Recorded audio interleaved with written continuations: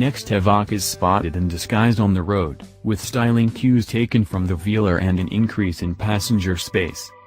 Land Rover intends to replace the hugely popular Range Rover Evoque with a second-generation model, due at the start of 2019. Already, though, prototypes for the all-important small SUV have been spotted testing on UK roads. Engineers and designers are working on an evolution of a model that has sold well over 600,000 examples since its launch in 2011. They're aiming to offer better connectivity and more scope for personalization, along with greater efficiency and a bit more practicality. What they're not going to do is radically alter the styling, which has kept the existing car looking fresh and appealing throughout its 6 years. However, as previewed in our exclusive images and visible behind the disguise of the test mule, the distinctive front-end design will get new headlamps with the option of all LED lighting, nudging the Evoque's facial features towards those of the recently launched Range Rover Velar. The car's distinctive side profile will be retained, with a narrow window line and wheels that look pressed up into the arches. Land Rover may choose to clean up the flanks further by incorporating the flush door handles first seen on the Velar, although the disguised mule appears to feature conventional items.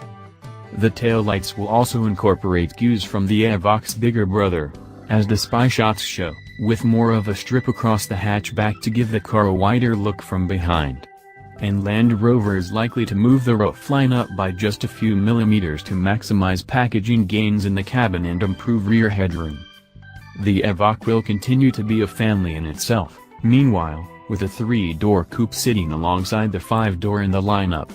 The convertible will continue to have its place in the lineup, too. This relatively subtle evolution means that the Evoque will stay on the well-established and cost-efficient D8 platform. But that doesn't mean it won't get any changes under the skin. Chief among these will be a slight extension to the wheelbase. This move, which adds around 20 mm to give the Evoque the same distance between its axles as on Jaguar's new E-Pace, is designed to improve legroom for rear passengers and expand the boot. It could help the Evoque to deliver something close to the usability that would have been offered by the Evoque XL, a project that was under consideration when the original model was launched, but which was ultimately canned.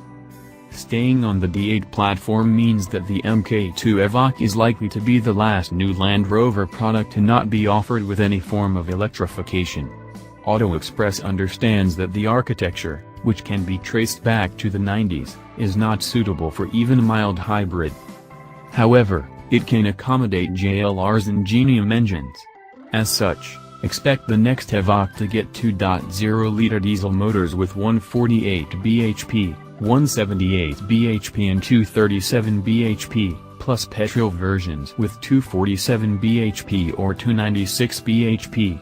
Engineers are likely to offer an improved version of Land Rover's terrain response off-roading setup, and the Evoque could also get the active torque vectoring seen on the E-Pace. Land Rover feels that it can take its time bringing the next Evoque to market. The Howwood production line on Merseyside is still running its 3 shifts to capacity, so demand for the current model is as strong as ever.